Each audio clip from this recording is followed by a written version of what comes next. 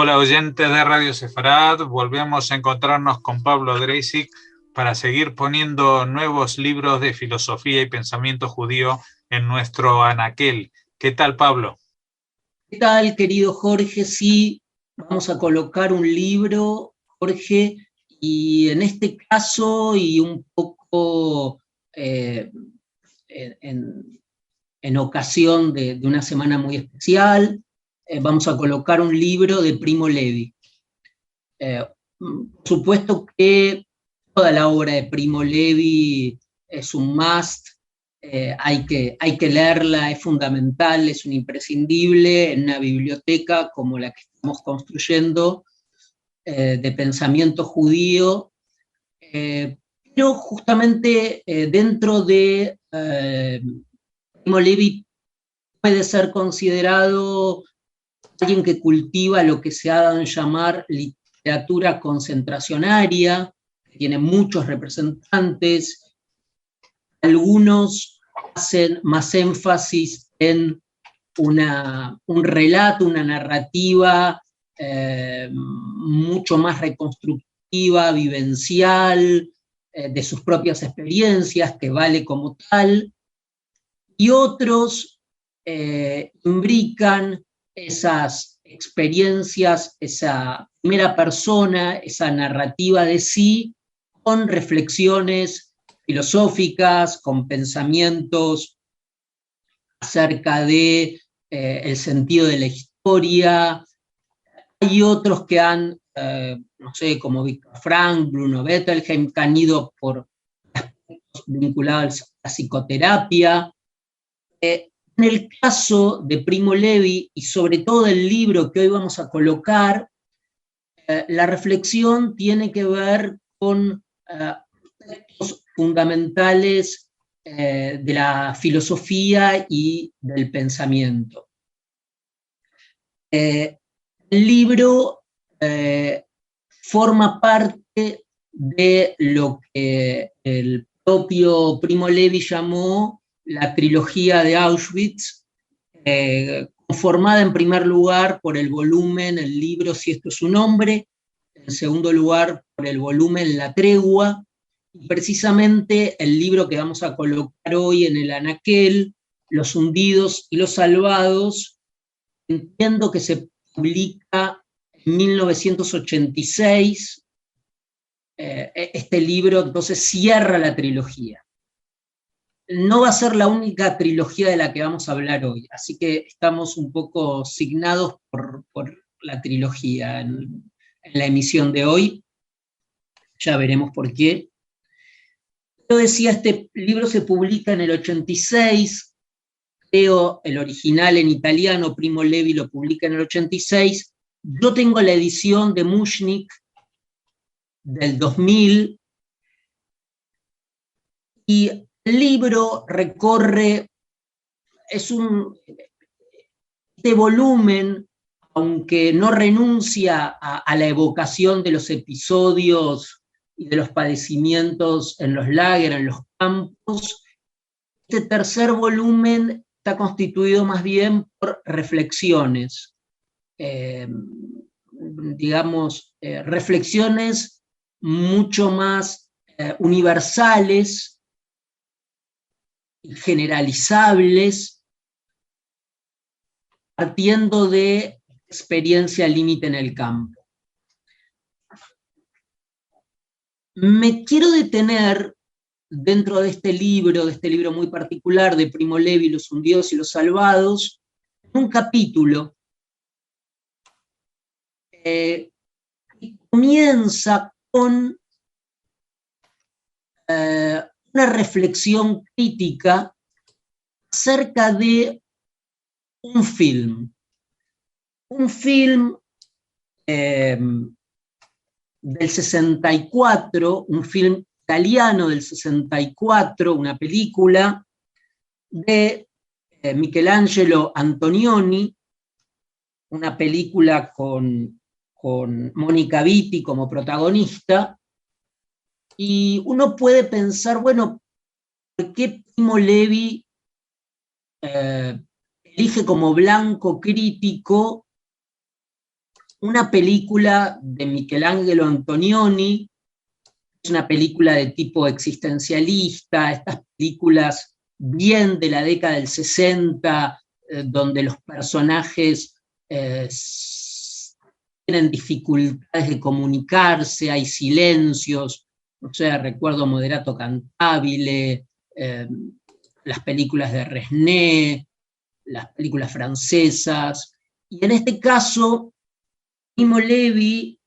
elige una película, como decía, de Antonioni, que precisamente, fíjense, también era una trilogía. Antonioni había construido una trilogía conformada por esta película, Desierto Rojo, del 64, e igual que Los Hundidos y los Salvados, esta película, El Desierto Rojo, cerraba la trilogía de Antonioni, conformada en primer lugar por la película La Aventura y en segundo lugar por la película La Noche. Ahora, ¿por qué Primo Levi en su trilogía apuntaba contra la película de Antonioni del 64, que cerraba la trilogía de Antonioni? Bueno, precisamente porque en la película de Antonioni, donde no hay ninguna alusión política, ninguna alusión a los acontecimientos de la Shoah ni al nazismo, pero en esta película de Antonioni con Mónica Vitti, el tema era la incomunicación. Mónica Vitti era un personaje que tenía dificultades para comunicarse, y la película, entre comillas, se regodeaba con la incomunicación desde un punto de vista existencialista. Explotaba este motivo de la incomunicación, cosa que en general se había puesto como de moda, era un sesgo clásico de todas estas películas del 60. Y reflexiona Primo Levi en el capítulo La comunicación, en Los Hundidos y los Salvados, que a él, como alguien que había sobrevivido al campo y a los acontecimientos de exterminio en Europa, era sumamente desagradable esta utilización de la incomunicación, porque afirmaba allí Primo Levi: nosotros hemos vivido la incomunicabilidad de la manera más radical. Decía, el término incomunicabilidad, tan de moda durante la década de los 70, no me ha gustado nunca. Es decir, para Primo Levi, la incomunicación, eso lo repite en este libro y en este capítulo, y esto puede sorprender, la incomprensión, la incomunicación por los idiomas, por la Babel, que fue Auschwitz y en general los campos. La incomunicación, dice Primo Levi, fue uno de los factores de letalidad más grande dentro de los campos. Es decir, quien no podía comunicarse, y él tenía tres ejemplos, sobre todo los italianos, los griegos y los yugoslavos, por características lingüísticas, en los campos donde reinaba del lado de las víctimas el yiddish, el húngaro como idiomas principales, del lado de los perpetradores, de los verdugos, el alemán. Quien no tenía competencias para comprender el idioma de sus compañeros o el idioma de los perpetradores, las órdenes, estaba destinado al exterminio. ¿Por qué? Porque después de la no comprensión de parte de las órdenes venían los golpes, y porque no podía armar lazos de mutua ayuda con sus compañeros por la dificultad que significaba la incomprensión del idioma. Dice entonces Primo Levi que saber o no saber alemán, por ejemplo, era una opción de vida o muerte, y es en este capítulo que él relata cómo en el campo le pagaba con pan a un compañero para que le dé clases de alemán y poder entender un poco más los carteles y las órdenes. Dice que fue el dinero mejor invertido en su vida, con una cierta ironía, dice Primo Levi, para acentuar esta cuestión de el peso que tenía saber o no saber el idioma. Por supuesto que en este capítulo también habla del jargón, Lager, el idioma que se construye en el campo, pero sobre eso se ha escrito mucho.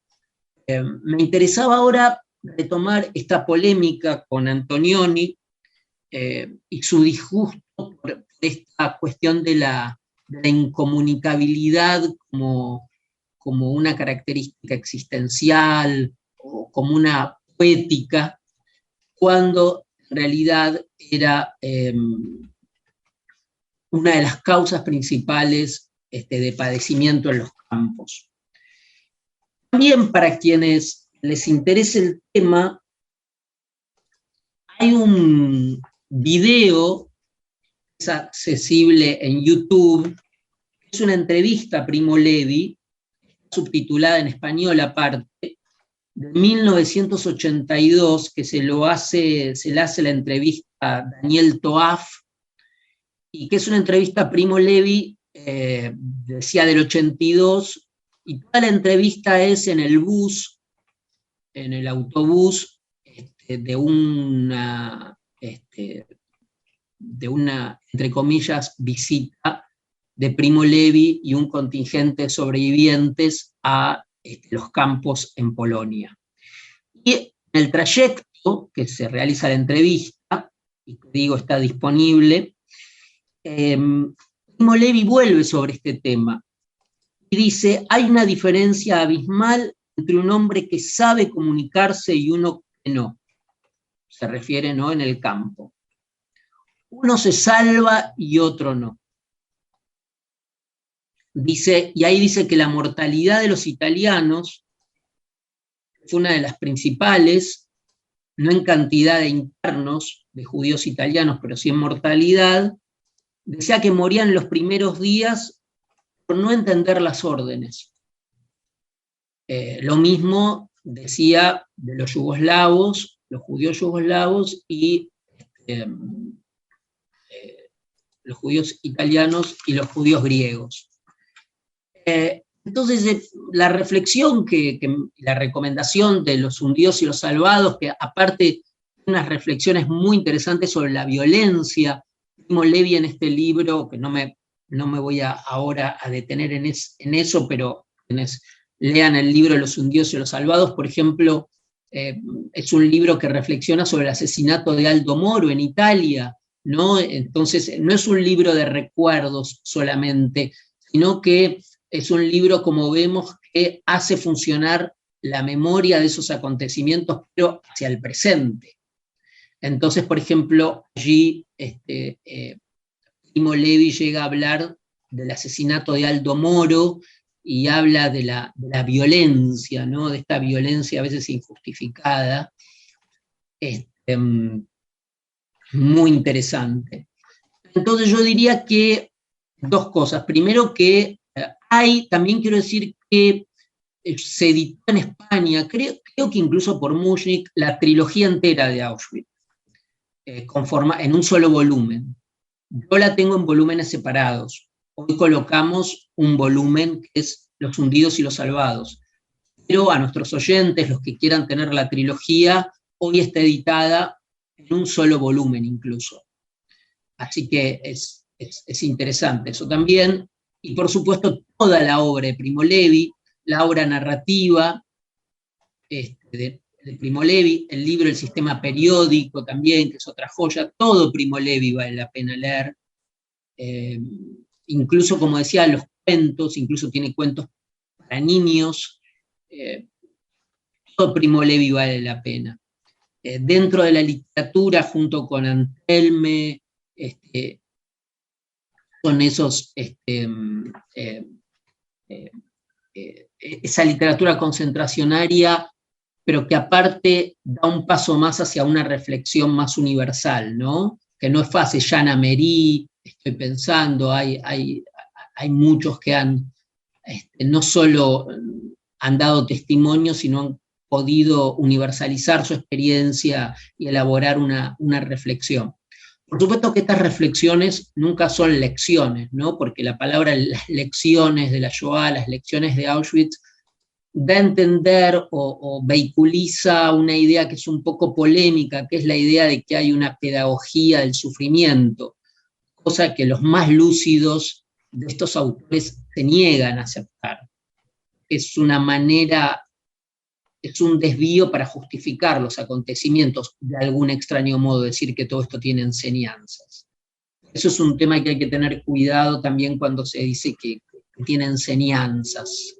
Incluso muchas veces se dice esto con la mejor de las intenciones, e incluso he oído esto en capacitaciones para docentes, cosa que siempre es complicado, ¿no?